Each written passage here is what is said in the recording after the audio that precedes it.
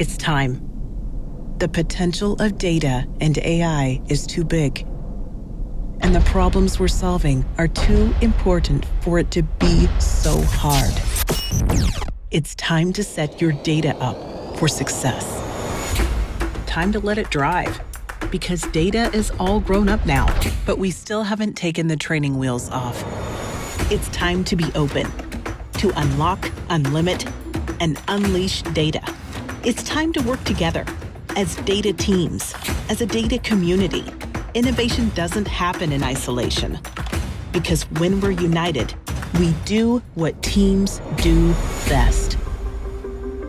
Above all else, it's time to simplify.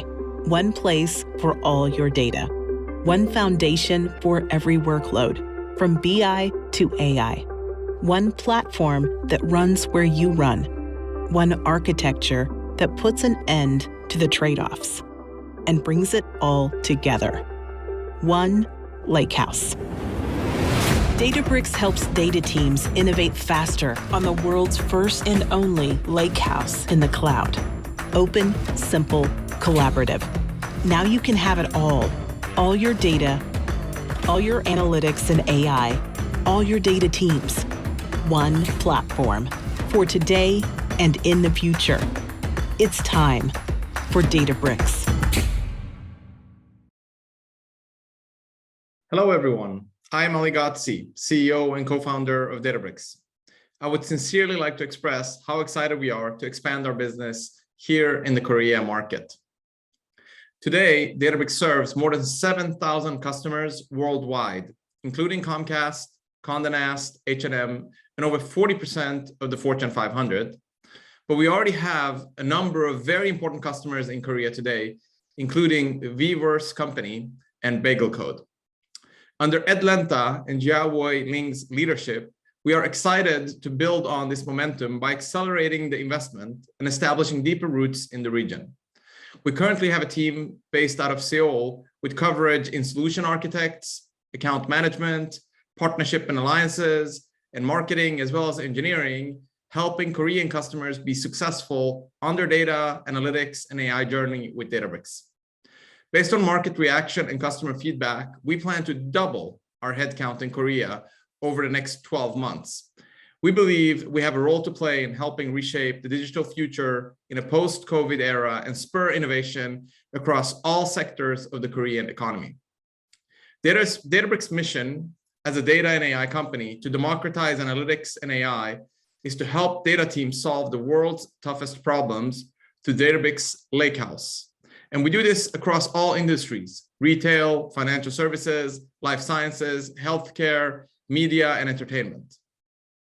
The current situation is that we have lots of data silos, and Databricks Lakehouse solution combines the best quality of data warehouses and data lakes so that you can bring the AI of data lakes with the BI, business intelligence of data warehouses, and do that in a really simple way based on open source technology and multi-cloud on all existing clouds today. And that's why Gartner has recognized us as leaders in two Magic Quadrants. The one for data warehousing called DBMS, and the one on AI called data science and machine learning. In APJ, we already have lots of customers that are getting lots of value from Databricks, including Grab, Nikkei Index, and Atlassian. And today, Databricks is over 3,500 employees. We have raised over $3.5 billion of funding, and we're growing very fast, close to 80% year over year. And we're actually accelerating our global expansion. And we're just getting started, and we're thrilled to be working with you all in Korea. We have a Korean key strategic local partners like Clocus and Megazone Cloud helping you on the ground, and we are developing our Databricks partner ecosystem stronger than ever this year. So I'm looking forward to meeting you in person in Korea soon, and hope that you all stay safe until then. Thank you.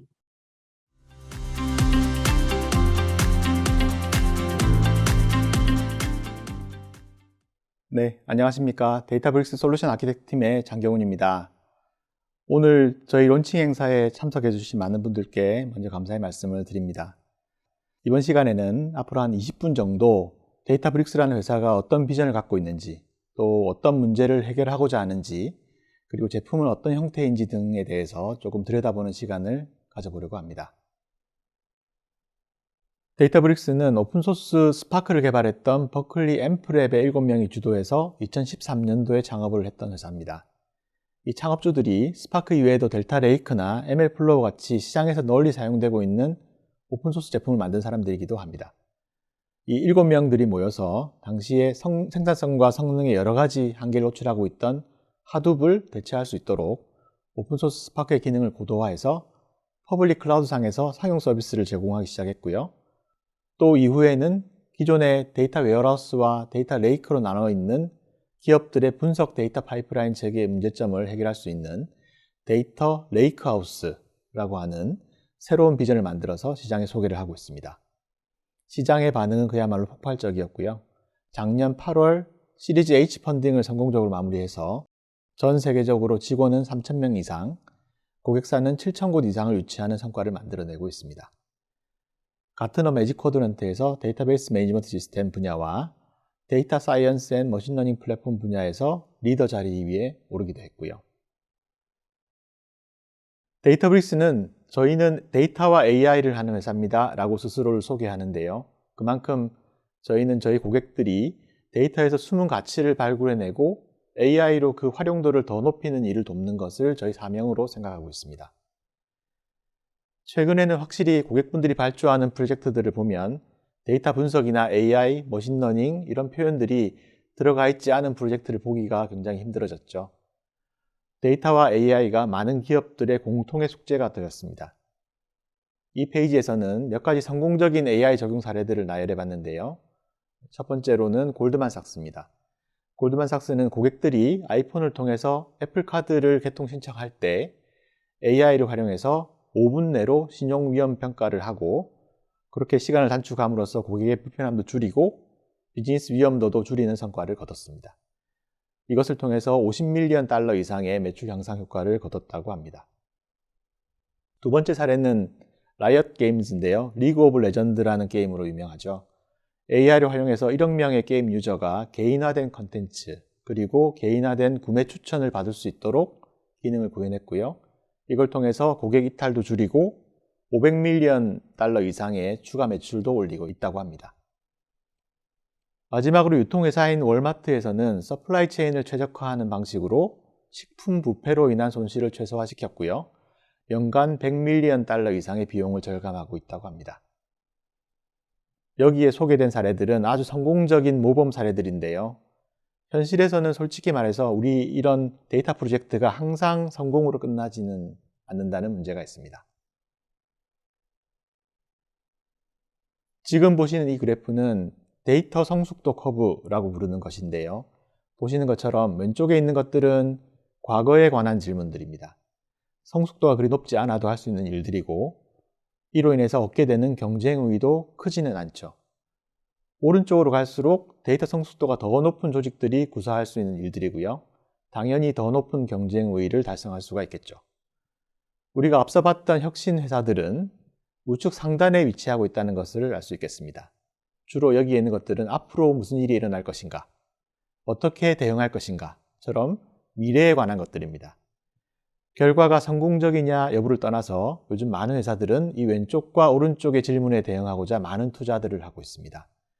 좌우 각각을 해결하기 위해서는 서로 다른 시스템이 필요하게 되는데요. 그거는 바로 좌측에 있는 과거에 무슨 일이 있었나에 대한 답변을 구하는 BI를 하기 위한 데이터 웨어하우스 시스템이고요. 또 오른쪽에 있는 미래에 무슨 일이 일어날 것인가에 대한 답변을 구하는 AI를 하기 위한 데이터 레이크 시스템입니다. 요즘의 대부분의 회사들은 이 두 가지 종류의 분석 시스템을 다들 갖고 계시죠. 그런데 여기에서의 문제는 이 BI와 AI를 위한 두 가지 플랫폼이 각각 별도로 구현되어 있다는 점입니다. 이 두 플랫폼들은 서로 호환되지 않는다는 점이 문제인데 이 각각의 플랫폼을 사용하기 위해서 각각 데이터를 준비해서 넣어줘야 한다는 문제가 있습니다.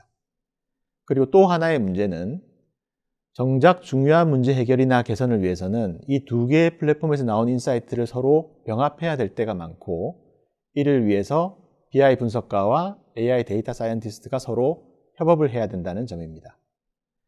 이런 점들이 우리의 AI 프로젝트의 성공을 더욱더 어렵게 만들고 있습니다. 다음 장에서는 왜 이런 문제점들이 생기는지 조금 더 상세히 보도록 하겠습니다. 요즘은 비정형 데이터 양이 더 많죠. 통계에 의하면 수집되는 데이터 양의 90에서 95%는 비정형 데이터로 데이터 레이크 쪽에 주로 저장이 됩니다. 이 데이터들은 나중에 AI, ML에 의해서 처리가 되고 밸류를 도출해내야 되는 데이터가 됩니다. 그리고 이 비정형 데이터로부터 일부 데이터는 정제되고 추출된 후에 데이터 웨어하우스 쪽으로 복사가 됩니다. 그리고 반대로 데이터 웨어하우스 쪽에서 데이터 레이크 쪽으로 복사되는 경우도 있습니다.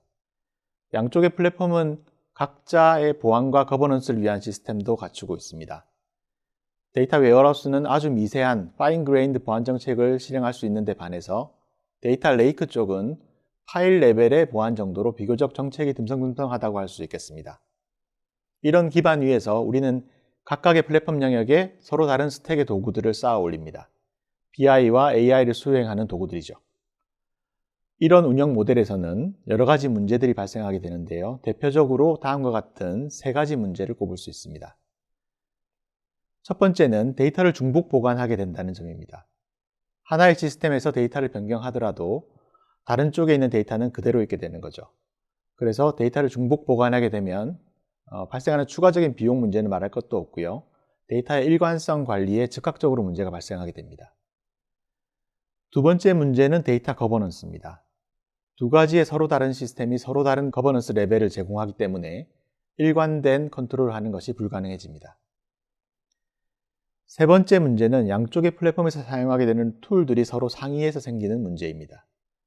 양쪽의 도구가 서로 달라지게 되면 BI 분석가와 데이터 사이언티스트가 서로 협업이 어려워지게 되고 양쪽의 인사이트가 융합되어야 하는 유즈 케이스를 만들어내기가 매우 어려워진다는 점입니다.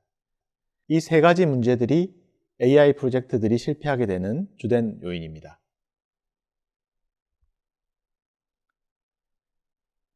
이런 방식에서는 엄청난 복잡성과 데이터 재작업을 위한 노력이 들어갑니다. 그리고 데이터를 적재적소에 보내주기 위해서 많은 시간과 리소스가 낭비되기 쉬워서 결론적으로 이렇게 느린 방식으로는 경쟁에서 이길 수가 없다는 것이죠. 이상적인 데이터와 AI 플랫폼은 이것과는 다르게 구성되어야 합니다. 데이터를 여러 시스템 사이에서 복사하고 변환하기보다는 하나의 플랫폼에서 모든 종류의 데이터를 다룰 수 있어야 됩니다. 이상적으로 그 단일 플랫폼은 장기적으로 벤더 락인 같은 문제를 방지하기 위해서 오픈소스 플랫폼이라야 되겠죠. 또 보안과 거버넌스 모델로 두 가지가 아니라 하나의 체계로 가야 됩니다. 이 단일 보안 거버넌스 체계는 모든 종류의 데이터를 지원할 뿐만 아니라 우리가 사용하는 데이터가 어느 퍼블릭 클라우드에 저장되어 있든 관계없이 지원할 수 있어야 되겠죠. 또 마지막 포인트로는 이 단일 플랫폼은 기업 내 모든 메이저 데이터와 AI 워크로드를 지원하게 될 것이기 때문에 회사 내 여러 팀들이 이 단일 플랫폼 내에서 필요한 데이터에 접근할 수 있어야 되고 혁신을 위해서 서로 협업할 수 있어야 됩니다. 이런 이상적인 아키텍처가 세상에 존재를 할까요? 네, 바로 존재합니다. 그게 바로 데이터브릭스가 얘기하는 레이크하우스 아키텍처입니다.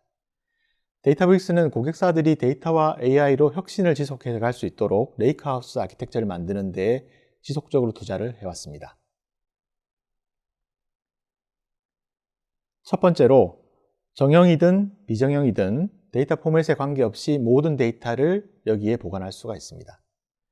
그 다음에는 델타 레이크라고 하는 오픈 테크놀로지를 이용해서 레이크 내에서 빠른 성능의 쿼리와 데이터 안정성을 제공합니다. 그래서 데이터 웨어하우스 워크로드를 여기에서 곧바로 수행할 수가 있습니다. 그 다음으로는 데이터 거버넌스인데요. 유니티 카탈로그라고 하는 전체 데이터에 대한 일관된 거버넌스 모델을 제공합니다. 그런 다음에 그 위에 모든 데이터 사용자들이 협업할 수 있는 분석 환경까지를 함께 제공하고 있습니다. 이렇게 통합하면은 어떤 이점들이 있을까요? 첫 번째로는 여러분들의 데이터 아키텍처가 드라마틱하게 단순화됩니다. 데이터 웨어하우스, 데이터 사이언스, 그리고 ML, 데이터 엔지니어링과 데이터 스트리밍을 포함해서 모두 다 한 곳으로 통합할 수가 있습니다. 두 번째로는 전체 플랫폼이 오픈소스, 오픈 스탠다드로 구축되게 됩니다. 이렇게 되면은 여러분이 앞으로 데이터 전략을 수정하실 때에도 많은 자유도를 보장할 수 있게 되고, 현재나 미래의 아키텍처나 기술을 선택할 때 벤더 락인을 없애실 수가 있습니다. 또 오픈소스 커뮤니티를 통해서 액세스할 수 있는 굉장히 많은 전문가들이 있죠. 그것도 장점이라고 할 수 있겠습니다. 또 마지막으로 메이저 3사 중에 어떤 퍼블릭 클라우드를 선택하시더라도 일관된 사용자 경험을 유지할 수가 있습니다. 추후에 클라우드 제공자를 여러분이 변경하시거나 멀티 클라우드 전략을 도입하시더라도 여러분이 그동안 데이터와 AI에 쏟아놓은 그 노력을 일관되게 유지하고 발전시켜 갈 수가 있습니다. 물론 한 회사가 이 모든 일을 다 해줄 수는 없겠죠. 데이터브릭스 데이터 레이크하우스 플랫폼은 다양한 서드파티 솔루션들과 연계를 제공합니다. 왼쪽부터 설명을 드리자면은 데이터 수집, 정제, 거버넌스 이런 분야에서 혹시 여러분들이 이미 사용하고 계신 오픈 솔루션들이 있다면 이 솔루션들과 연동해서 데이터브릭스를 사용하실 수가 있습니다. 또 윗부분에 나열된 BI나 ML 관련된 다양한 익숙한 툴들이 있으시겠죠? 표준 인터페이스로 데이터브릭스와 연계해서 사용하실 수가 있습니다. 특히 데이터브릭스는 파트너 커넥트라고 하는 쉬운 연동 방법들을 제공하고 있고요. 여러분들이 이런 서드파티 솔루션 연동에 드는 노력을 최소화시켜 드릴 수가 있도록 지원하고 있습니다. 네, 앞서서 간략하게 데이터브릭스가 어떤 문제를 해결하려고 하는지 또 어떤 밸류가 있는지 약간은 하이 레벨의 그림으로 설명을 드렸는데요. 그러면 조금 더 구체적으로 어떻게 생긴 것인지 어떻게 동작하는지 궁금해 하실 분들이 계실 것 같아서 간단한 아키텍처 예제를 하나 준비해 봤습니다. 먼저 왼쪽부터 한번 보시겠습니다. 다양한 데이터 소스들이 있죠. 어떤 데이터는 배치 데이터, 어떤 데이터는 스트리밍 데이터 소스인데요. 데이터브릭스는 이 두 가지 모드를 레이크하우스 아키텍처 내에서 수용할 수가 있습니다. 아마도 기존의 빅데이터 분석용 아키텍처와 비교해 보시면 굉장히 큰 차이 중에 하나는 그림 중간에 노랗게 표시된 오브젝트 스토리지 부분일 것 같습니다. 저가의 대용량 스토리지로 만들어진 S3 같은 이런 오브젝트 스토리지 상에서 애시드 특성을 지원하도록 만들어 놓은 것이 델타라고 하는 프로젝트이고요. 오픈소스로 공개된 델타보다도 더 많은 고급 기능들을 저희가 지원을 하고 있습니다. 또 실제 데이터 프로세싱은 빨간 블록으로 표시된 스파크 클러스터를 이용해서 하게 되는데요. 이걸 이용해서 여러분들이 스케줄 걸어 놓으신 잡도 수행하게 되고 일반적인 애드옥 데이터 액세스 같은 것들도 가능하게 됩니다. 당연히 사용하지 않는 동안에는 내려놓을 수 있고요. 경우에 따라서는 스팟 인스턴스처럼 저렴한 비용으로 이용하실 수도 있습니다. 또 알고 계신 것처럼 인메모리 상에서 동작하기 때문에 원 데이터는 상대적으로 느린 오브젝트 스토리에 저장되어 있지만 일단 데이터가 로딩되면 매우 빠르게 동작합니다. 얼마 전에 저희가 TPC 벤치마크에서 세계의 기록을 갈아치운 것도 아마 알고 계실 것 같습니다. 기본적으로 메모리 기반의 스파크의 성능이 굉장히 빠르기 때문이기도 하고요. 저희가 만들고 있는 포톤이라는 C++ 기반으로 제작성된 SQL 엔드포인트의 성능 덕분이기도 합니다.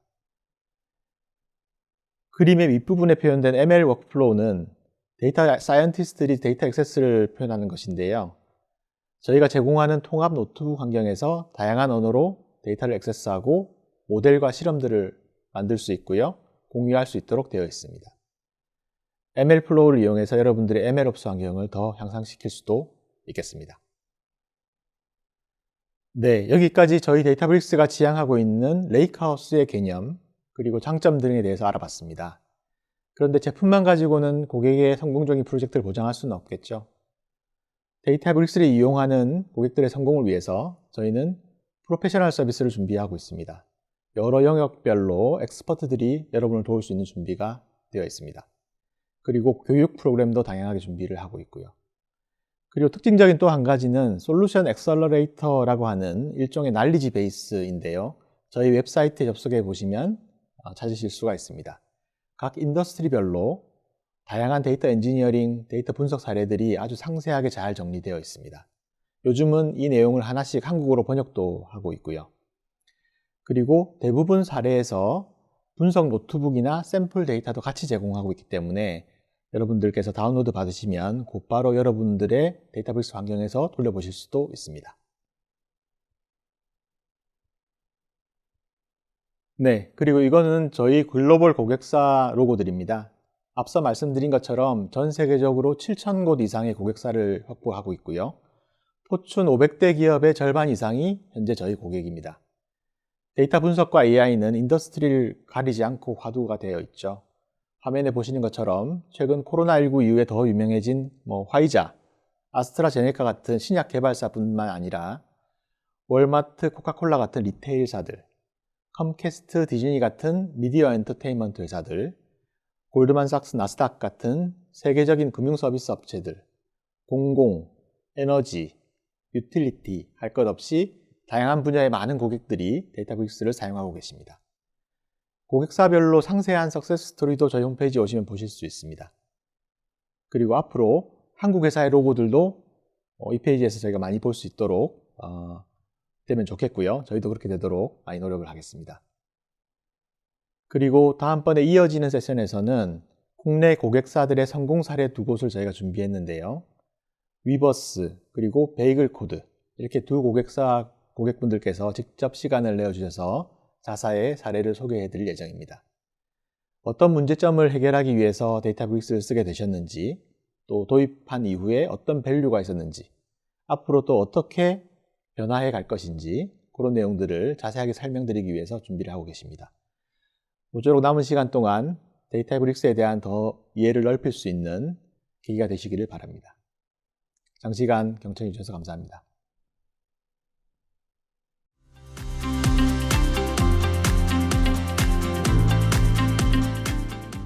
안녕하세요. 저는 위버스 컴퍼니에서 데이터 엔지니어로 근무하는 장준호라고 합니다. 오늘은 위버스 컴퍼니의 데이터 플랫폼 팀이 데이터브릭스를 도입하게 된 배경과 데이터브릭스를 어떻게 활용하고 있는지에 대해서 설명드리고자 합니다. 우선 발표에 앞서 저희 위버스 컴퍼니를 소개해 드릴게요. 위버스 컴퍼니는 글로벌 팬덤 플랫폼 기업으로 고객 경험을 확장함으로써 팬덤 문화를 혁신하겠다는 비전을 갖고 있습니다. 지난 2019년 전 세계 팬과 아티스트들이 함께 할 수 있는 글로벌 팬덤 플랫폼 위버스와 커머스인 위버스 샵을 출시했고, 지난해 4분기를 기준으로 매월 680만 명이 넘는 팬이 위버스를 방문해 자신이 사랑하는 아티스트를 지지하고 이들의 상품을 소비하는 등 엄청난 인기를 얻고 있습니다. 위버스 컴퍼니가 빠르게 성장함에 따라 수집되는 데이터 또한 나날이 늘어갔는데요. 당시에는 데이터가 단편적으로 수집되고 여러 조직에서 발생하는 데이터 요청에 따른 데이터 사일로 현상이 발생했습니다.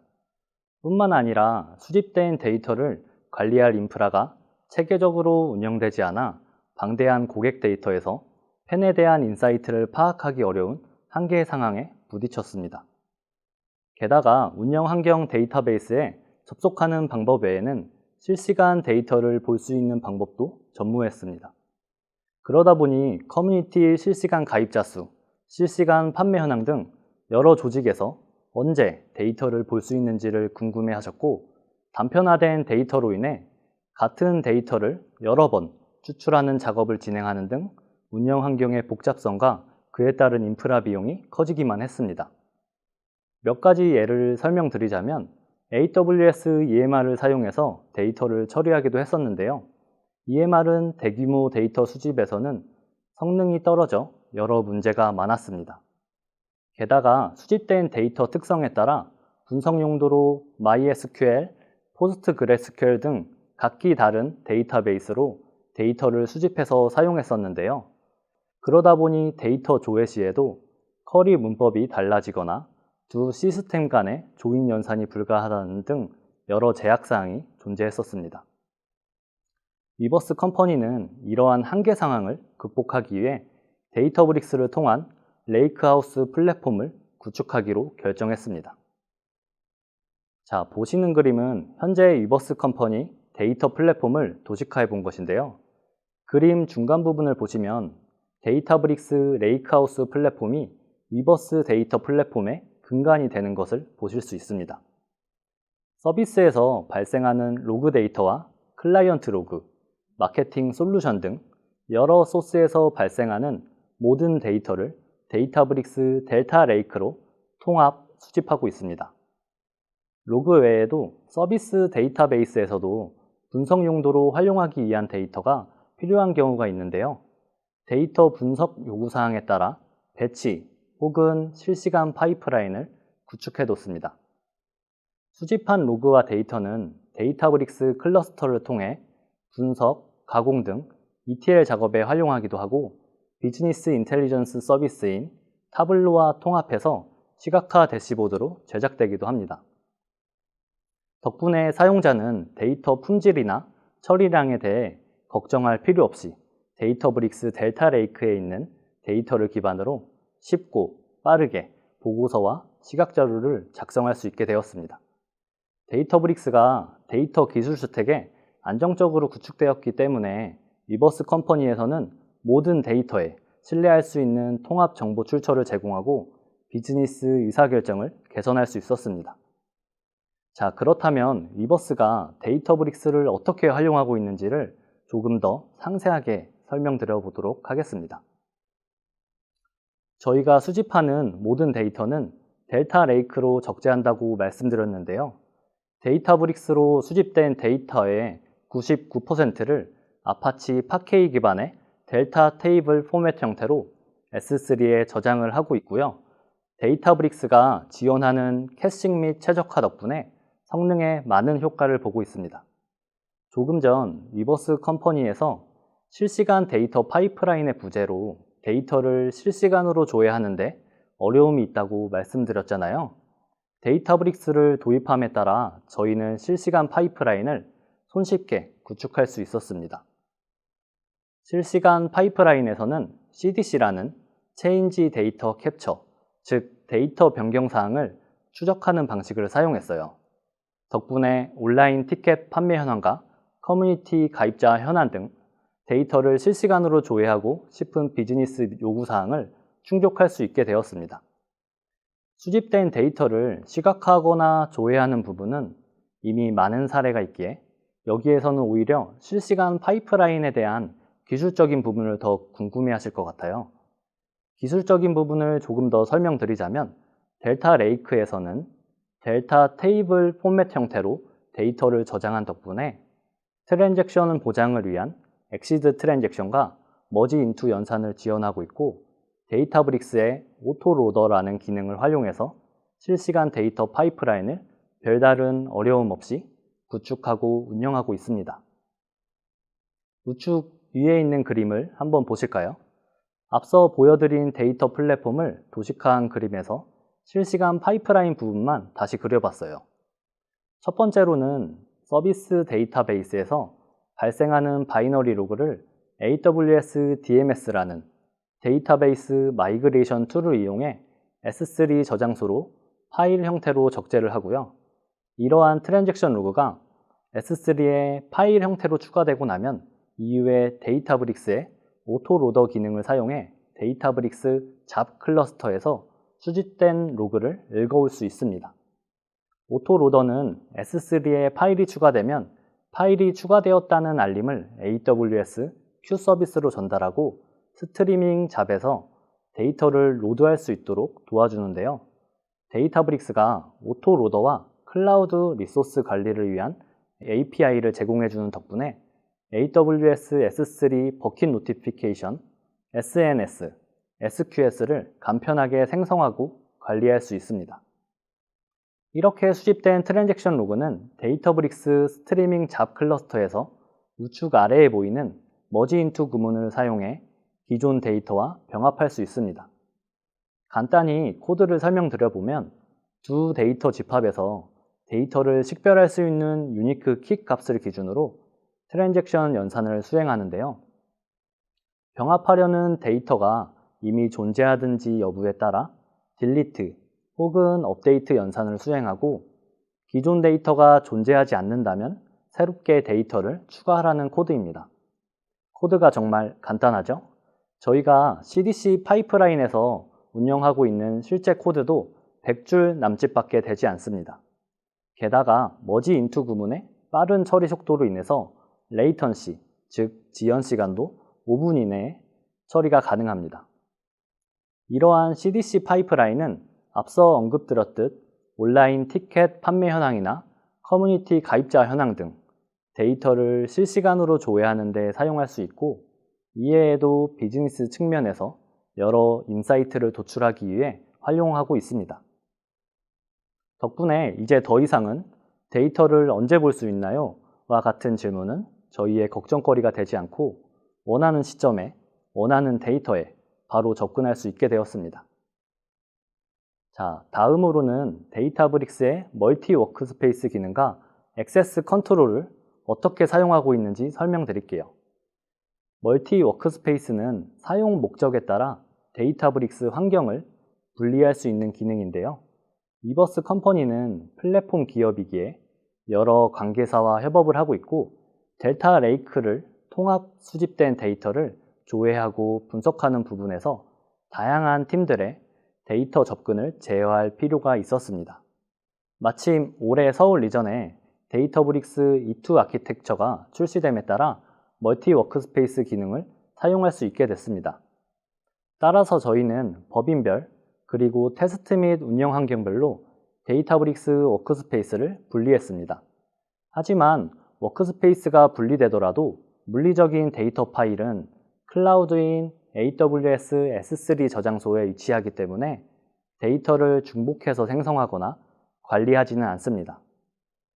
데이터를 이용하는 사용자 접근 제어의 경우에는 사용자 그룹별로 접근을 세분화해서 관리하고 있습니다. 우선 데이터가 위치한 물리적인 저장소 S3에 대한 접근 권한을 AWS IAM으로 설정하고, 각 팀별로 데이터브릭스 클러스터를 생성해서 인스턴스 프로파일로 데이터 접근을 제어하고 있습니다. 그리고 데이터브릭스에서는 워크스페이스, 노트북, 클러스터와 잡까지 모든 리소스 권한을 각기 설정할 수 있기 때문에 팀별로 접근할 수 있는 리소스를 제어해서 사용하고 있습니다. 뿐만 아니라 특정 사용자 그룹에서는 데이터를 조회할 때 제한된 접근만을 부여해야 하는 상황이 존재하는데요. 셀렉트 혹은 모디파이 등 SQL 퍼미션을 세밀하게 제어해서 사용하고 있어요. 이러한 테이블 ACL 권한 설정 부분은 모두 테라폼 코드로 관리를 하고 있기 때문에 유지 보수 및 이력 관리가 가능하다는 장점도 있습니다. 이처럼 이버스에서는 데이터브릭스 워크스페이스와 클러스터를 사용 목적에 따라 분리해서 각 팀별로 독립적인 환경을 제공하고, 사용자 그룹별로 세밀한 접근 권한을 설정해서 데이터 보안을 강화하려는 데 노력을 기울이고 있습니다. 다음으로는 저희가 데이터브릭스의 노트북, 레포, 클러스터 기능을 어떻게 사용하는지 설명드릴게요. 데이터브릭스에는 엔지니어, 데이터 애널리스트, 데이터 사이언티스트, 그리고 데이터를 조회하려는 다양한 직군이 접속하게 되는데요. 데이터브릭스의 큰 장점 중 하나는 개인이 별다른 설정 없이도 단순히 계정만 있으면 웹사이트에서 데이터브릭스에 로그인하게 되면 개인별로 독립적인 데이터 작업 공간을 갖게 된다는 것입니다. 따라서 이버스 컴퍼니에서 데이터브릭스에서 접근하는 모든 사용자는 나만의 작업 환경에서 노트북에서 지원하는 파이썬, SQL, 스칼라, R 중 원하는 언어를 선택해서 자유롭게 작업을 하고 계십니다. 또한 이버스 컴퍼니에서는 데이터브릭스 노트북을 운영 ETL 파이프라인에서 적극 활용하고 있는데요. 우측 그림을 한번 보실까요? 저희는 개인별 레포와 공용 레포로 구분해 두고, 작업자가 작성한 노트북을 개인 레포에서 업로드하면 풀 리퀘스트를 거쳐 공용 레포로 자동 업데이트를 하고 있습니다. 그 이후 워크플로우 관리 플랫폼인 에어플로우에서는 공용 레포에 위치한 노트북을 호출하고, 지정된 노트북을 데이터브릭스 잡 클러스터가 수행하는 방식으로 파이프라인을 구성해 뒀습니다. 쉽게 말씀드리자면 데이터브릭스 노트북이 운영 ETL 파이프라인에서 중요한 빌딩 블록이 되는 셈이죠. 데이터 추출에 필요한 단순한 SQL 구문이라 하더라도 운영 ETL 파이프라인에서 사용이 된다면 SQL 에디터가 지원되는 노트북으로 쉽게 편집하고 레포 기능을 통해 이력을 관리하는 것입니다.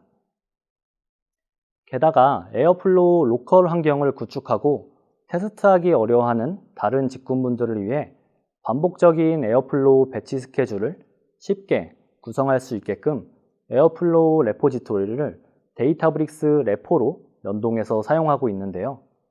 에어플로우 대그 작성을 쉽게 할 수 있는 템플릿을 미리 생성해 두고 이를 활용할 수 있게끔 제공하고 있습니다. 덕분에 에어플로우 개발 환경에 익숙하지 않은 분들도 별다른 어려움 없이 데이터브릭스 노트북 작업만으로도 에어플로우 대그를 작성해서 배치 스케줄을 구성해서 활용하고 있습니다. 노트북과 레포 기능 덕분에 생산성과 효율성 두 마리 토끼를 잡을 수 있게 된 거죠. 그리고 이전 슬라이드에서 각 팀별로 클러스터를 개별적으로 제공하고 있다고 말씀드렸는데요. 사용자가 개발하면서 원하는 라이브러리가 있는 경우에는 직접 클러스터에 설치해서 사용할 수도 있고, 자주 쓰는 라이브러리가 있다면 도커 컨테이너 이미지를 사용해서 미리 설치해두고 이를 제공할 수도 있습니다. 예를 들면 데이터 사이언티스트 분들의 경우 여러 머신러닝 라이브러리를 사용하고 있는데, 이를 별도 도커 이미지로 생성해 둔 다음 클러스터를 구동할 때 해당 이미지를 참조해서 활용할 수 있게끔 구성해 뒀습니다. 이렇게 각 팀별로 최적화된 클러스터를 제공할 뿐만 아니라 개별 잡 클러스터를 생성할 때도 저희가 사전에 정의해 둔 옵션을 바로 사용할 수 있게끔 클러스터 폴리시를 적용해서 관리를 하고 있습니다. 지금까지 저희 이버스 컴퍼니가 데이터브릭스를 활용하는 방법을 소개해 드렸는데요. 요약하자면 델타 레이크를 통해 모든 데이터를 수집해서 데이터 단편화와 사일로 현상을 해결했고, 델타 테이블 포맷과 데이터브릭스의 오토로더, 머지 인트 기능 덕분에 손쉽게 실시간 파이프라인을 구축했다고 말씀드렸습니다. 그리고 사용 목적에 따라 워크스페이스를 분리하고 역할 기반에 따라 사용자 그룹별로 접근을 제어했고, 마지막으로 커스텀한 클러스터를 제공하고 노트북과 레포를 운영 환경 ETL 파이프라인에서 적극 활용하고 있다고도 설명드렸습니다. 전반적으로 데이터브릭스를 도입하고 활용하는 측면에서 다른 분들께도 도움이 될 만하다고 생각한 부분을 간추려서 소개를 드렸는데요. 이외에도 데이터브릭스를 이용한 정말 다양한 워크플로우와 수집된 데이터를 어떻게 분석하고 활용하고 있는지에 대한 부분도 있지만, 아쉽게도 이 부분은 다음 시간을 기약해야 할 것 같습니다. 결과적으로 위버스 컴퍼니는 데이터브릭스 레이크하우스로 통합 데이터 플랫폼을 구축한 덕분에 데이터 관리에 대한 운영 효율성과 생산성이 크게 향상됐습니다. 이제는 데이터를 조회하기 위한 구성원이라면 누구든 데이터에만 집중이 가능하게끔 모두 같은 플랫폼에서 작업하고 처리할 수 있게 됐습니다. 위버스 컴퍼니의 데이터 분석 여정은 이제 막 시작했을 뿐, 앞으로도 소비자의 요구사항에 따라 더욱 현명한 비즈니스 의사결정을 내리고자 노력을 아끼지 않을 것입니다. 저희와 함께 데이터 기반의 여정을 떠날 분들도 적극 모집하고 있으니 많은 관심 부탁드리고, 앞으로 점점 더 진화할 위버스 컴퍼니의 데이터 플랫폼도 지켜봐 주시길 바랍니다. 감사합니다.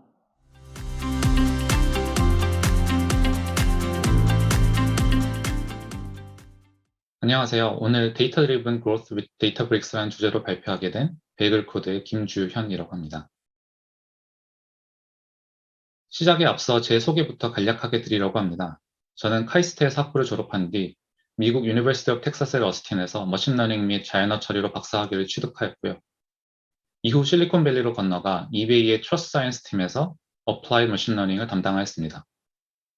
이후 마이핀스펠이라는 스타트업에서 데이터 사이언티스트로 재직하면서 본격적인 데이터 관련 커리어를 시작하였고, 운이 좋게도 회사가 언더아머라는 회사에 인수되어 스타트업 엑싯을 처음으로 경험하게 되었습니다.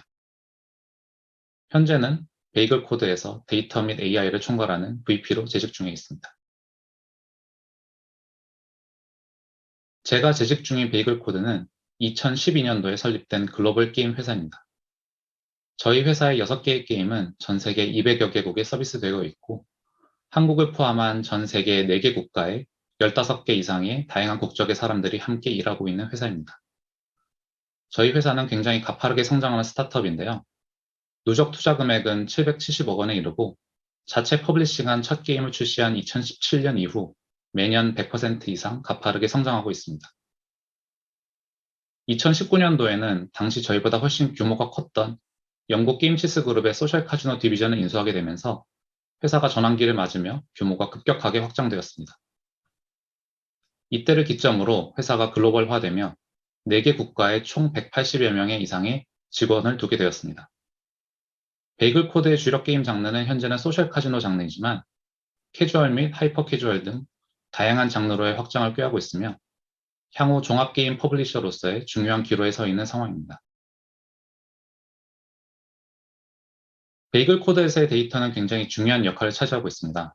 베이글 코드는 데이터를 회사 성장의 핵심 동력으로 생각하고 비즈니스 운영에 가능한 모든 영역에서 데이터 기반으로 의사결정을 내리고 있습니다. 회사 전체 레벨에서의 전략적인 의사결정은 다양한 데이터를 수집해서 만들어진 사내 태블로 대시보드 및 데이터 기반 분석을 바탕으로 이루어지고 사소한 레벨의 게임 기능이나 운영적인 측면에서의 의사결정 및 변경도 커스텀화된 대시보드나 분석 결과를 토대로 이루어집니다.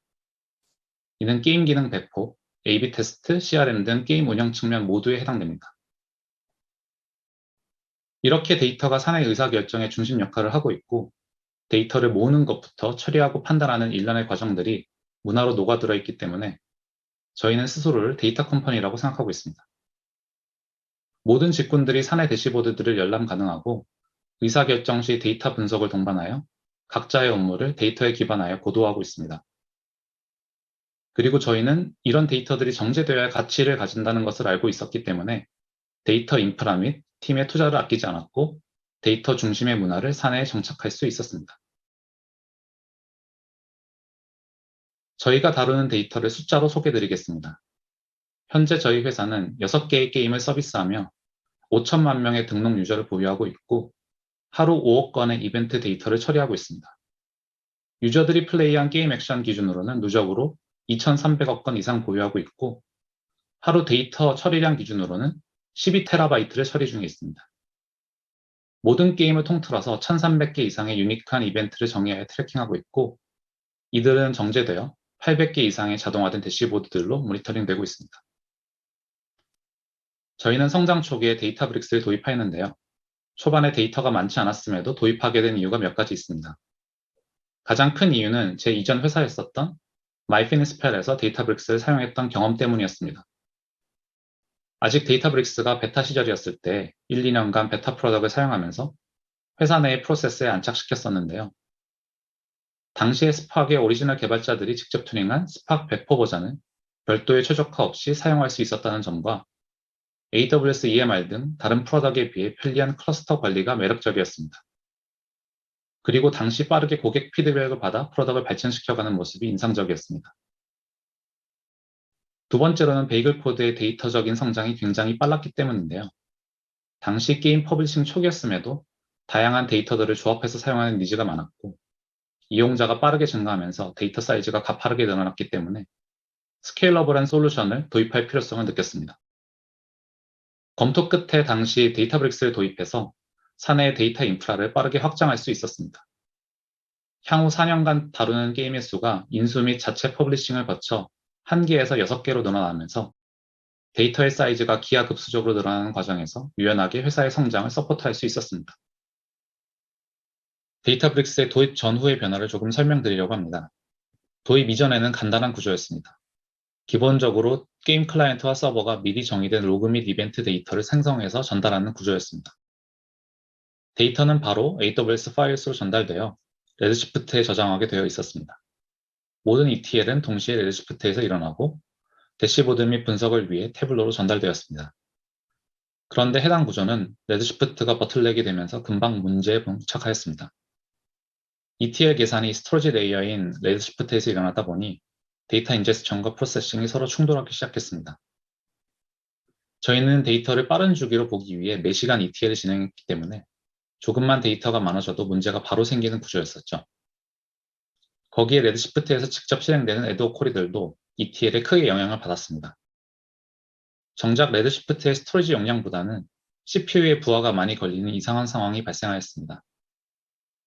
그래서 데이터 웨어하우스만을 두고 ETL을 실행하는 것이 아니라 스토리지 레이어 및 컴퓨트 레이어를 분리해야겠다는 생각을 하였고, 향후 확장성을 고려해서 데이터 레이크를 따로 두면서 컴퓨테이션 엔진으로 아파치 스팍을 도입하는 결정을 하게 되었습니다. 데이터브릭스를 도입하게 된 이후에는 단계들을 조금 더 세분화해서 데이터 스트리밍 파이프라인 역할을 하는 AWS 키네시스를 도입하여 이후 스트리밍 아키텍처에 대비하였습니다. 이는 최근 아파치 카프카로 대체되면서 효율이 훨씬 올라갔습니다.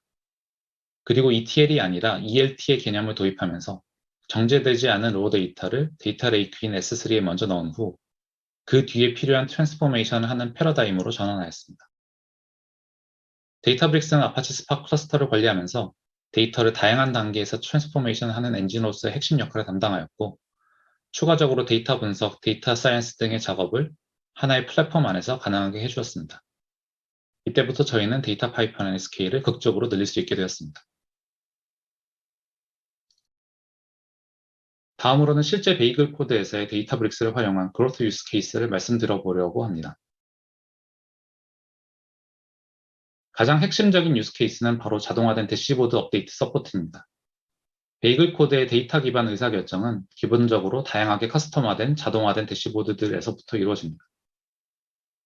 각 스테이크홀더들에 필요한 800개 이상의 자동화된 대시보드들은 매시간 데이터브릭스를 통해 데이터를 가공하여 자동으로 업데이트되고 있습니다.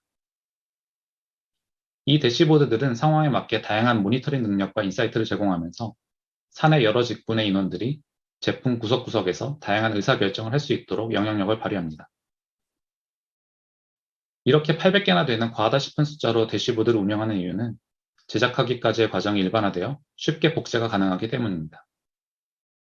대시보드의 기반 데이터 소스를 모듈화된 SQL 코드를 통해서 제작한 뒤 데이터브릭스 잡으로 만들어서 에어플로우를 통해 자동으로 스케줄링하는 전체 과정이 굉장히 효율적으로 구성되어 있습니다. 게임을 서비스하는 입장에서 또 하나 중요한 것은 지속적이면서도 안정적인 운영인데요. 저희는 게임이 성장하면서 유저 수가 많아졌고 게임이 복잡해지면서 게임 운영에서 CRM의 비중이 지속적으로 늘어나 왔습니다. 주력 장르인 소셜 카지노 특성상 특히 결제가 많은 VIP 고객들은 따로 관리할 필요성이 늘어났고, 또한 자동화된 유저 관리 시스템의 필요성도 증대되었습니다. 이를 위해 구매, 게임 플레이, 게임 내 인터랙션 등 여러 가지 유저 관련 데이터들을 수집 및 처리하고 머신러닝 등으로 생성되는 다양한 예측값들을 레귤러하게 처리하여 내부 CRM 및 third-party CRM 툴 등으로 지속적으로 데이터를 전송하는 프로세스를 만들어서 사용 중입니다. 이 과정의 목표는 가능한 많은 기반 데이터를 CRM에서 활용하여 운영 측면에서 지속적으로 게임 인게이지먼트를 높이고 VIP 유저들을 케어할 수 있도록 CRM팀의 다양한 가능성을 제공하는 것입니다. 이를 통해 고도화된 CRM 작업을 수행할 수 있고, 이는 바로 회사의 핵심 비즈니스 가치와 연결됩니다. 다음으로 말씀드릴 것은 게임 내 여러 비즈니스 지표들의 이상 상황 탐지입니다. 게임이 발전하면서 기능들이 많아지고 따라서 점점 더 다양한 지표들을 모니터링할 필요성이 생겼는데요. 따라서 수동적으로 모니터링하는 방법보다 핵심 지표들을 자동으로 모니터링해서 이상 상황을 탐지하는 시스템을 개발하여 운영하고 있습니다. 기본적인 지표들뿐만 아니라 각 게임 기능들과 연관된 다양한 지표들을 개발하여 이를 데이터브릭스로 정기적으로 계산하여 저장하고 이상 상황을 탐지할 수 있도록 구축하였습니다. 이는 지표들을 계산하는 방법이 게임 내에 발생하는 로그 이벤트들로부터 나오기 때문인데요. 다양한 상황에서 이전 히스토리를 처리하면서 여러 이벤트 및 지표를 조합하여 대용량으로 계산할 수 있는 방법은 데이터 레이크 내에서의 대규모 데이터 처리뿐이기 때문이었습니다. 현재는 50개 이상의 게임 플레이 관련 지표들을 모니터링하면서 이상 상황을 탐지하는 시스템을 개발하여 운영하고 있습니다. 데이터 기반 성장의 백미는 A/B 테스트라고 할 수 있습니다. 저희도 A/B 테스트를 적극적으로 활용하면서 지속적인 성장 과정을 반복하고 있습니다. 이를 위해 A/B 테스트 플랫폼을 내부에 갖춰놓고 있으며 그룹별로 모니터링되는 데이터들은 데이터 레이크에 쌓아 매시간 데이터브릭스를 통한 계산을 통해 그룹별 지표를 트래킹하고 있습니다. 자동화된 대시보드가 동시에 진행되는 여러 A/B 테스트의 비교 결과를 모니터링하는 데 사용됩니다. 추가적으로 의사결정 과정을 더욱 빠르게 하기 위해 자동화된 통계적 유의미성 테스트들을 지속적으로 수행하고 있습니다. 진행 중인 A/B 테스트에 대해 통계적 테스트를 수행하면서 지표의 그룹별 차이가 통계적으로 유의미해지는 시점을 포착해내는 시스템을 구축하였는데요. 이를 통해 A/B 테스트를 더욱 빠르게 수행하면서 의사결정까지의 시간을 줄이고 그에 따라서 반복적인 성장의 사이클을 빠르게 가져가고 있습니다. 저희는 내부적으로 델타 레이크 테이블을 이용해서 매시간 계산되는 변동량만큼의 지표들을 업데이트하면서 이전 시간과의 차이를 계산하여 자동화된 알림 시스템을 운영하고 있습니다. 그리고 마지막으로 머신러닝 유스 케이스가 있습니다. 베이글 코드의 경우에는 다른 게임사들과 크게 다르지 않은데요. 구매 예측, 유저의 라이프타임 밸류 예측, 사용자 이탈 예측 등에 활용하고 있습니다. 이런 예측 값들은 정기적으로 인퍼런스 되어서 CRM 툴에서 사용되면서 운영에 영향을 주거나 유저 마케팅 과정에서의 판단 기반 자료로 사용되고 있습니다. 저희는 초기 EDA, 피처 엔지니어링, 데이터 준비 실험 등 머신러닝 전 과정에 걸쳐 데이터브릭스를 활용하여 데이터를 처리하고 있습니다. 다음으로는 데이터브릭스 도입을 통해 얻고 있는 주요 장점들에 대해서 말씀드리려고 합니다. 가장 중요하다고 생각하는 장점은 스케일러빌리티입니다. 베이글 코드에서 데이터브릭스를 도입한 이후 데이터의 종류와 양은 기하급수적으로 증가하였습니다. 인수와 신규 게임 런칭으로 인해 게임의 개수는 1개에서 6개로 늘어났고 그에 따라 다루는 데이터의 양은 4년간 약 1000배 증가하였습니다. 도입 이전 전체 테라바이트 정도 되는 사이즈에서 현재 데이터 레이크는 약 페타바이트 스케일의 데이터를 저장하고 처리하고 있습니다. 이뿐만 아니라 게임의 지속적인 업데이트 및 신규 워크로드의 증가로 인해서 데이터 파이프라인의 복잡성은 엄청나게 증가했는데요. 이런 조건 속에서도 저희 데이터 파이프라인 업데이트 주기는 4년 전과 동일한 매시간 혹은 매일 주기를 유지하고 있습니다. 운영에 어려운 사항들은 있었지만 데이터브릭스를 통해서 유연하게 데이터 처리가 가능해지고 스파크 클러스터의 유지 보수가 편리해지면서 자연스러운 스케일업이 가능해졌습니다. 현재 자동화된 대시보드는 5개에서 800개 이상으로 크게 증가했고 이를 서포트하는 데이터브릭스 기반 자동화된 작업 숫자는 약 750개에 이르고 있습니다. 다음 장점으로는 협업 효율이 좋아졌다는 점입니다. 가장 큰 이유는 통합적인 데이터 레이크 관리 및 테크 스택의 일원화 때문이라고 생각하는데요. 데이터를 다루는 직군들의 기술과 사내 용어들이 하나로 고정되어서 같은 언어를 사용하기 때문이라고 생각합니다. 데이터브릭스가 플랫폼으로서 넓은 커버리지를 가지고 있기 때문에 많은 인원들이 같은 시스템을 활용하여 데이터를 처리함으로써 협업 시에 수많은 커뮤니케이션 배리어가 사라졌습니다. 수치로 산정하기는 어렵겠지만 협업에 있어 수많은 시간을 절약했을 것이라고 생각됩니다. 또한 데이터 사이언스 및 데이터 엔지니어링 간의 업무적인 크로스오버가 활발하게 일어나게 됐는데요. 보통의 데이터 팀 구성을 보면 DS와 DE가 업무적으로 구분되어 경계선이 생기는 케이스들이 많은데 이는 다루는 기술 스택 차이가 크다고 생각합니다. 하지만 하나의 플랫폼을 팀 전체적으로 사용하면서 DS와 DE가 서로의 영역을 쉽게 넘나들 수 있게 되었고 이를 통해서 추가적인 장점도 생겨났습니다.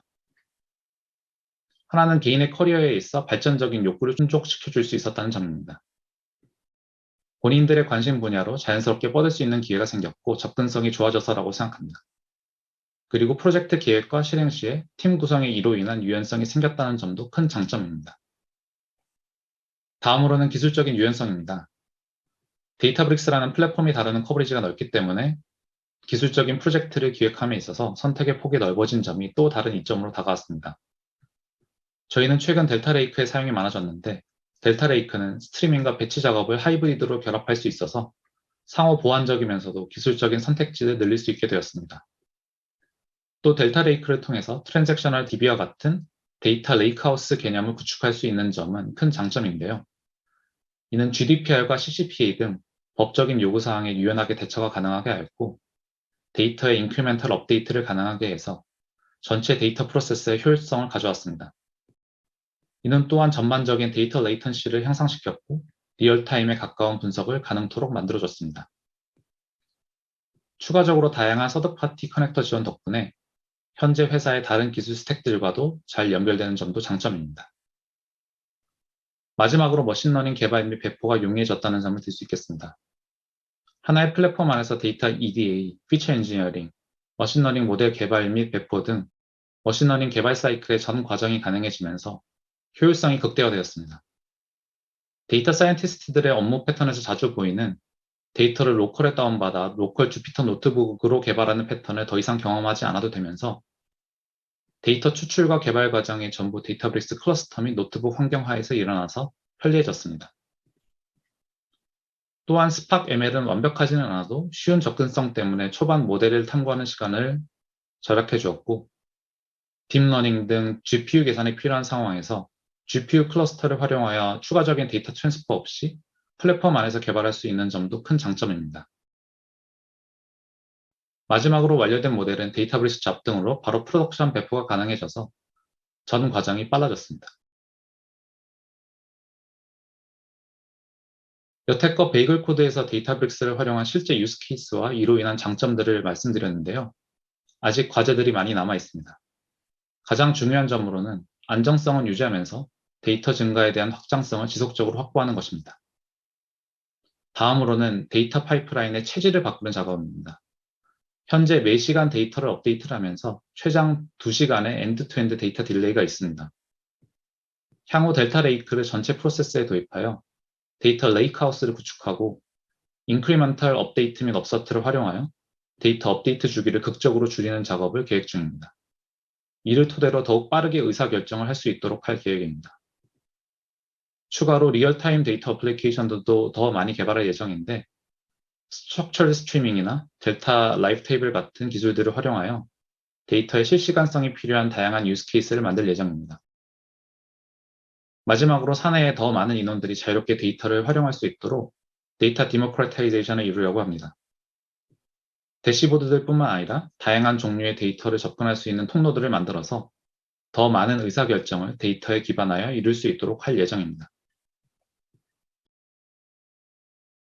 마지막으로 간략하게 요약하자면 베이글 코드에서 데이터브릭스를 도입함으로써 회사의 하이퍼 그로스를 안정적으로 서포트하기 위한 데이터 스케일러빌리티를 제공하였고요. 다음으로 여러 가지 핵심 유스 케이스들을 서포트함으로써 많은 구성원들이 데이터에 기반한 의사결정을 이룰 수 있는 문화를 만들 수 있었습니다. 또한 데이터를 다루는 직군인 데이터 사이언스 및 데이터 엔지니어링 팀 사이에 기술적인 배려를 줄여서 효율적인 협업을 가능하게 하였으며 데이터 프로젝트의 기술적인 유연성을 더해 주었습니다. 마지막으로 저희 회사 홍보를 하려고 합니다. 저희 베이글 코드는 전 직군 활발하게 채용을 하고 있습니다. 회사 홈페이지 베이글코드.com에 방문해 주시고 많은 지원 부탁드리겠습니다. 지원에 대해서 궁금하신 분들은 여기 적힌 제 개인 이메일 주소로 연락을 주시면 성심성의껏 답변 드릴 수 있도록 하겠습니다. 지금까지 들어주셔서 감사합니다.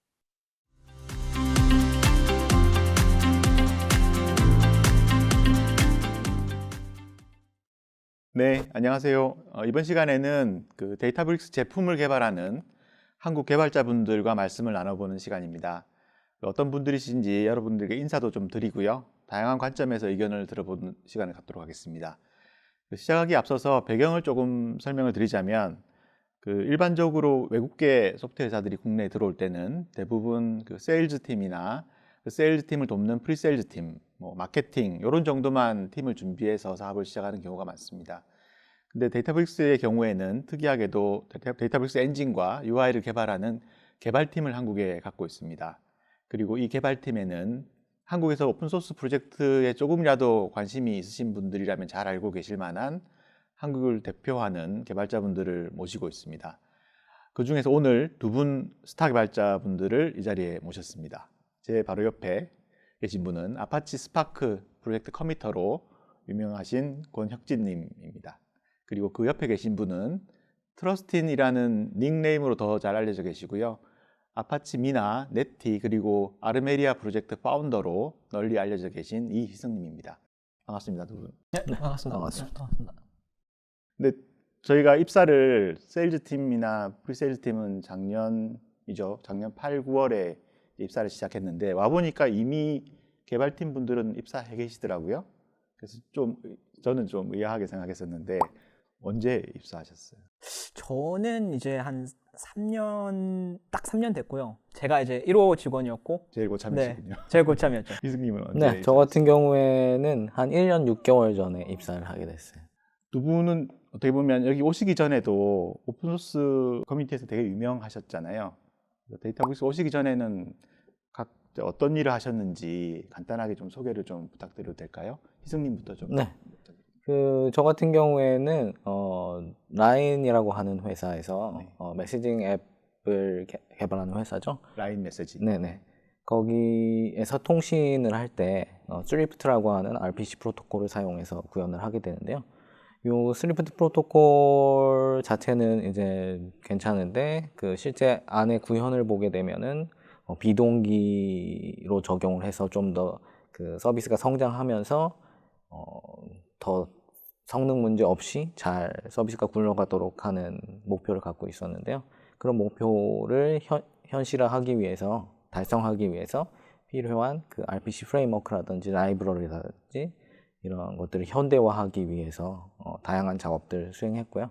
그리고 또 그 밖에도 그 분산된 그 시스템에서 이제 설정 저장소를 어떤 식으로 설계하고 운영하고 또 구현하고 이런 것들에 대해서 작업을 많이 했었어요. 그래서 그 설정 저장소는 센트럴 도그마라는 이름으로 오픈소스화를 했고, 그 다음에 그 RPC 관련된 라이브러리는 아르메리아라고 하는 프로젝트로 오픈소스화를 했었습니다.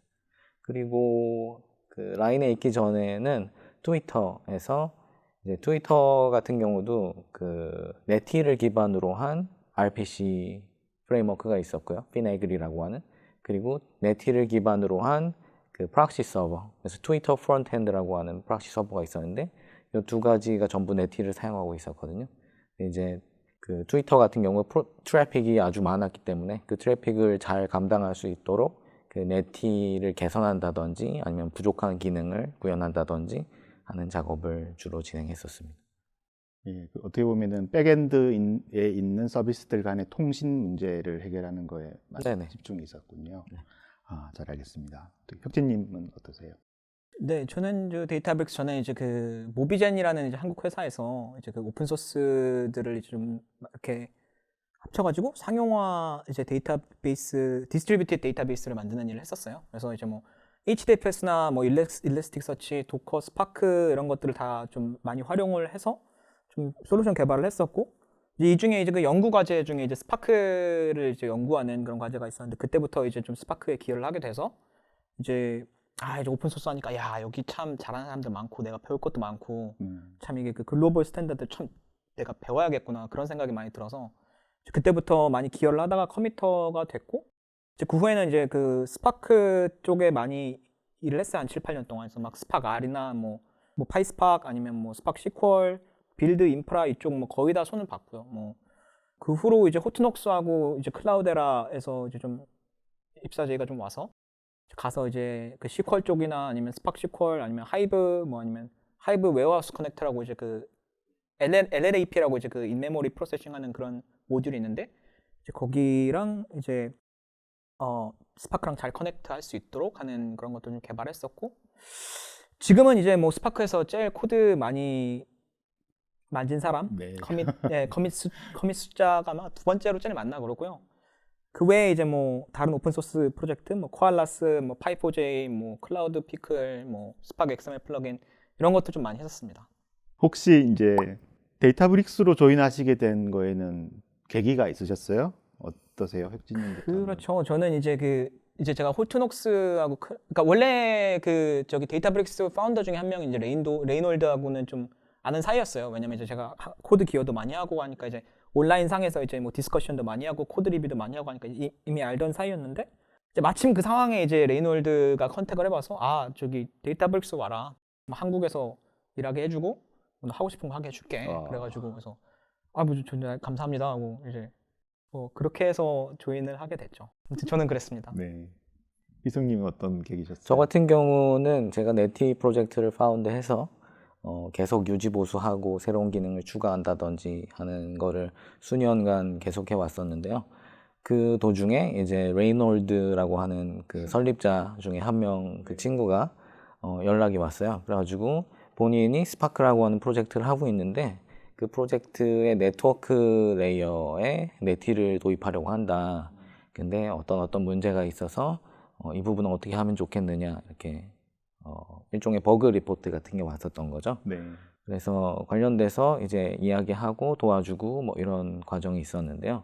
그래서 이제 서로 이제 이름이라든지 뭐 알게 된 거죠. 그리고 나중에 그런 다양한 이제 성능 향상을 통해서 뭐 네티도 도움을 주고 뭐 스파크 자체도 계속 개선이 되면서 소트 관련된 벤치마크에서 이제 세계 1위를 해가지고 뭐 덕택에 1등을 할 수 있었다 뭐 이런 감사 메시지를 받았던 적이 있었어요. 그렇군요. 그래서 그때 이제 레이놀드라는 친구라든지 스팍이라는 것에 대해 알게 되었고 그 다음에 시간이 한 2, 3년? 2년 정도 지났어요.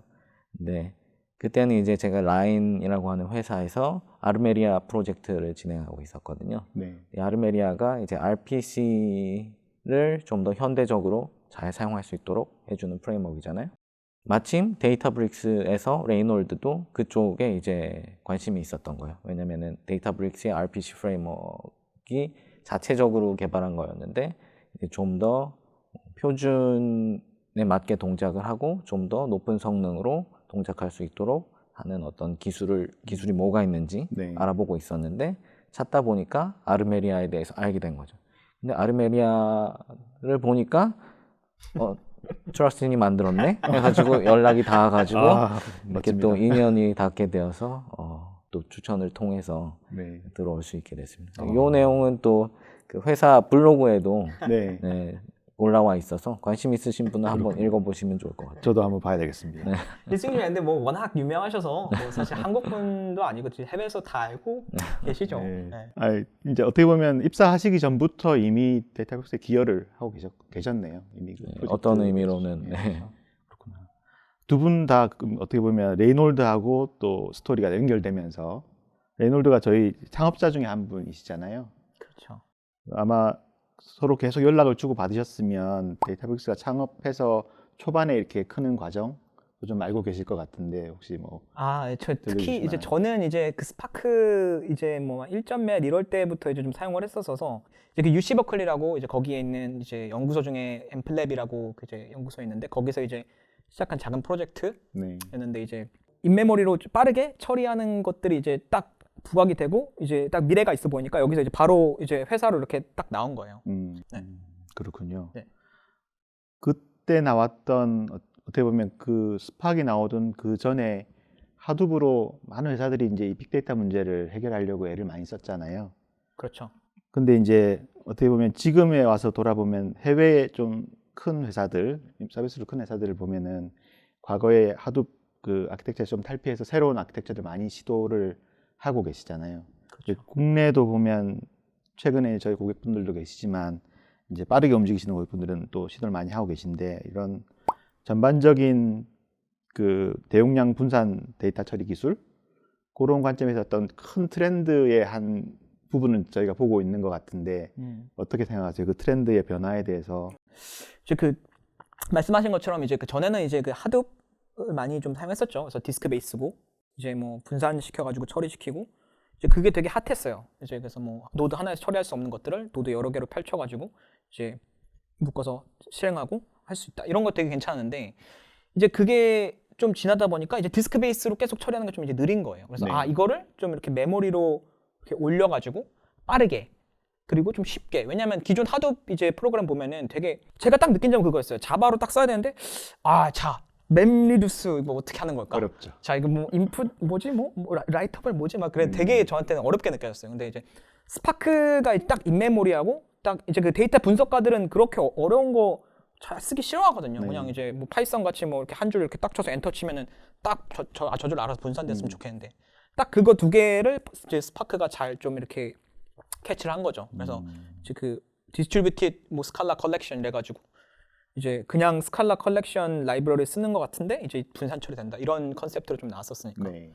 이제 그게 한창 이제 좀 트렌드가 됐다가 요새는 이제 뭐 쿠버네티스나 뭐 도커 이런 것들로 해서 이제 좀 컨테이너화 시켜가지고 이제 좀 클라우드 같은 것들을 이제 쉽게 만들고 없애고 기존에는 이제 그 피지컬 머신에 되게 좀 디펜던트 했었는데 이제는 이제 뭐 가상화된 클러스터를 이제 만들었다가 쉽게 딱 만들고 없애고 이런 이제 그런 좀 트렌드로 가고 있죠.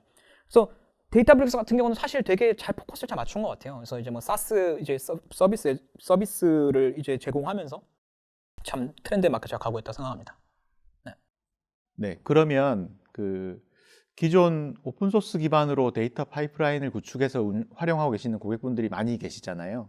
네, 그런 분들한테 이제 데이터브릭스의 장점이나 어떤 특징 이런 것들을 좀 소개해 주신다면은 어떤 면을 꼽을 수 있을까요? 데이터브릭스는 이제 그 뭐 유니파이드 아날리틱스라고 해서 이제 뭐 BI나 뭐 머신러닝, 뭐 데이터 분석 이런 것들을 통합해서 관리를 하고 있거든요. 그래서 보통 이제 기존 시스템들 보면은 이제 BI 쪽은 따로, 이제 머신러닝 쪽은 따로, 뭐 데이터 분석 쪽은 따로 해서 뭐 데이터 처리도 중복이 되는 부분도 있고, 뭐 처리된 데이터를 저장했는데 이제 데이터의 중복이 일어나는 부분도 많거든요. 네. 그리고 이제 그 뭐 시큐리티 관련한 이슈들이나 그런 것도 한쪽에서 터진 것들이 이제 똑같은 다른 쪽에서도 일어나게 되고, 이제 그런 것들 관리 측면에서도 비용이 좀 상당하게 일어나게 돼요. 네. 근데 이제 데이터브릭스는 이제 한 곳에서 이제 모든 데이터 분석이나 이런 것들을 관리하고 처리하고 있을 수 있기 때문에 데이터 처리 중복이나 뭐 데이터 저장에 대한 중복도 일어나지 않고, 이제 그 데이터 관리 차원에서도 한 군데서 이루어지기 때문에 비용 절감 측면에서도 이제 굉장히 좀 장점이 효율적이죠. 네. 그래서 뭐 SQL 같은 쪽도 이제 지금 다 지원하고 있고, 요새는 이제 파이썬 쪽이 또 한쪽의 어떤 포커스로 많이 좀 집중하고 있는 상황입니다. 이쪽에서도 지원이 굉장히 잘 되고 있고요. 네, 잘 알겠습니다. 네, 그러면 희승님은 어떻게 생각하십니까? 네. 저 같은 경우에는 제가 봤을 때 가장 중요한 게 이런 데이터 분석을 수행하고자 하는 모든 업체들이 최고의 기술력을 갖고 있어서 뭐 클러스터도 직접 운영하고, 또 스파크 새 버전이 나왔을 때 업그레이드도 하고, 그 다음에 어떤 보안 문제가 발견됐을 때 그거에 대한 패치도 수행하고, 이런 것들을 다 직접 하기에는 어려움이 있을 수 있단 말이죠. 네. 그런 측면에서 봤을 때 관리 비용이 직접 운영하게 되는 경우 관리 비용이 상당히 많이 발생을 하게 되는데, 그것보다는 데이터브릭스를 사용하게 되면은 클러스터에 대한 운영이라든지 이런 거에 대한 부담 없이 좀 더 편리하게 데이터 분석을 수행을 할 수가 있고, 네. 또 만약에 데이터의 양이 많아진다고 하더라도 뭐 스케일 아웃이라든지 뭐 이런 측면에서도 만약 우리가 기업이 직접 운영을 했다면은 머신을 직접 구매를 추가로 한다든지 이런 문제가 있을 수 있는데, 네. 데이터브릭스 같은 SaaS 솔루션을 이용한다면 그런 부분에 있어서 훨씬 더 스케일러블 하니까 상당히 유용하지 않을까. 네. 그 부분이 저는 좋다고 느꼈습니다. 네, 그렇군요. 감사합니다. 그리고 지금 개발팀으로서 이제 회사 내에서 리딩하고 계신 프로젝트가 있으시잖아요. 로드맵 뭐 이런 것들이 있으실 것 같은데, 그 각각 하고 계신 그 프로젝트들이 이제 해결하고자 하는 어떤 문제점들, 프로젝트 어떤 방향성 이런 것들을 좀 소개해 줄 수 있으세요? 희승님부터 네. 해주시면 좋을 것 같습니다. 저 같은 경우에는 제 커리어 전체적으로 통틀어서 뭐 네트워크 프로그래밍이라든지 RPC 뭐 이런 통신과 관련된 부분을 많이 작업했잖아요. 네. 그래서 마찬가지로 데이터브릭스에서도 비슷한 일을 하고 있는데요. 그래서 데이터브릭스도 이제 당연히 서비스들이 많기 때문에 서비스들 간의 통신을 하기 위해서는 당연히 RPC 같은 것들이 필요하고요. 그래서 RPC를 자체적으로 구현해서 사용하고 있었어요. 근데 이제 아무래도 인하우스로 개발이 되었다 보니까 시간이 지나면서 좀 낡은 부분도 생기고, 네. 그 다음에 전담해서 이런 RPC라든지 커뮤니케이션 하는 부분을 담당하는 인력이 없었어요. 그래서 이제 개발자들이 내가 통신을 할 때 이런 부분이 필요하다 하면은 직접 이제 손을 본다든지 기능을 추가한다든지 수정한다든지 하면서 오르게닉하게 계속 RPC 시스템을 진화시켜 왔는데요. 네. 이제는 그거를 넘어서 가지고 좀 더 표준 프로토콜과 오픈소스 라이브러리, 아르메리아라고 하는 오픈소스 라이브러리를 이용해서 좀 더 현대화된 RPC 시스템으로 이제 마이그레이션을 하고, 그걸 바탕으로 서비스와 서비스 간의 통신을 할 때 개발자들이 좀 더 불편함을 겪지 않고 쉽게 생산성 있게 서비스를 개발할 수 있도록 하는 게 현재 과업이고요. 네. 그 다음에 동시에 그 API 설계를 할 때 어떻게 하면 사용자들한테도 편리하고 또 앞으로도 브레이킹 체인지 없이 API를 계속해서 진화시켜 나갈 수 있을지 이런 거에 대한 가이드라인 같은 거를 정하고 또 설계하는 역할도 함께 진행하고 있습니다. 이게 사실은 개발자 입장으로서는 이게 희승님 하는 역할이 되게 커요. 왜냐면 저도 이제 이제 말씀하신 쪽에 이제 코드를 이제 가끔씩 보고 하면은 이게 뭐 약간 좀 말씀하신 것처럼 이제 예전부터 뭐 오래된 것도 있고 뭐 좀 진화된 것도 있고 하면서 사실은 저는 좀 이렇게 힘들거든요. 근데 희승님이 이제 벌써 작업을 다 해놓으셔가지고 뭐 벌써 이제 저도 좀 개발하기 굉장히 편하고 그런 느낌을 좀 많이 받고 있어요. 네, 잘 모르는 저 같은 사람이 볼 때는 혁진님은 스파크 하면 딱 바로 연상이 되거든요. 어떤 일을 하실지. 근데 희승님은 그렇죠. 어떻게 보면 그보다 약간 한 발 뒤에 있는 백엔드 그런 쪽이시잖아요. 느낌이죠. 네, 처음에 그걸 이해하는데 좀 시간이 걸렸습니다. 네. 네. 혁진님도 좀 소개해 주시면 좋을 것 같아요. 여기서 하고 계신 프로젝트의 어떤 방향성. 네, 제가 하고 있는 프로젝트는 이제 그 판다스 API를 이제 스파크에서 제공하는 일을 하고 있고요.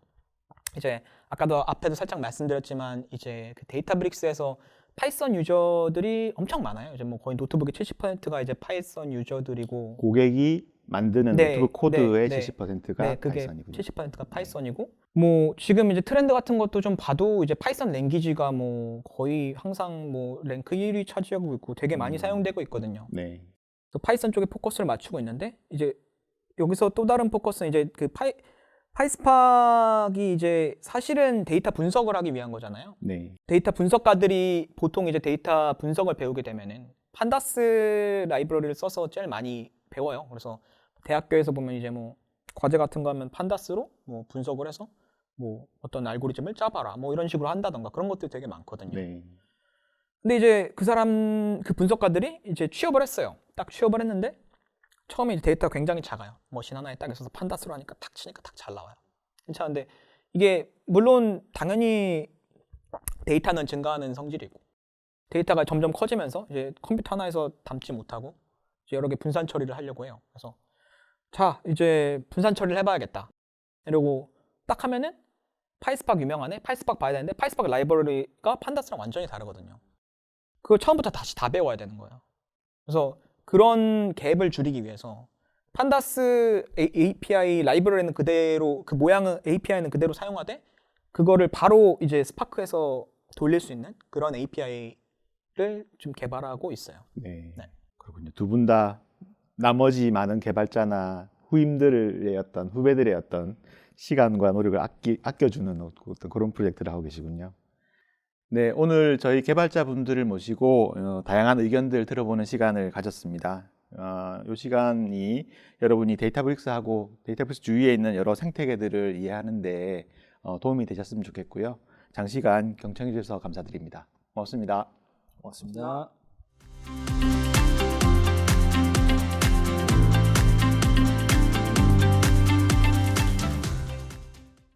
Thank you for attending our Korean Lakehouse Days today. I hope you are enjoying the sessions from our customers, partners, and our various speakers as much as I do. My name is Jia Wei. I'm the Managing Director for North Asia. My team and I, from Korea, as well as our partners such as Megazone and Clucas, are here to help you explore Databricks and embark on your Lakehouse journey. There are 3 ways that we can help you get started. First of all, I'm very pleased to announce that our Korean Databricks website is now opened. Please take a look from the QR code on the left. You're going to see lots of customers' stories and case studies, our list of partners, as well as many use cases that you can explore and use Databricks for. Secondly, there is no better way for you to learn our solutions than actually doing some sort of hands-on exercise. We are very pleased to organize a session on May 18th, where you could actually attend a session in Korean with our solution architect locally to walk through the various techniques and technologies in Databricks Lakehouse platform. Please sign up for it. Last but not least, please mark June 27th to 30th. That's when we have our Data and AI Summit globally. We even have some Korean customers expected to speak. So you can sign up and attend either online or physically in San Francisco. We have more than 20 keynote sessions, 200 tracks, and 30 hands-on lab where you can sign up and attend. It's going to be super exciting for all of our customers. Now, last but not least, all the material that you hear today will be available for playback if you do want to review it again.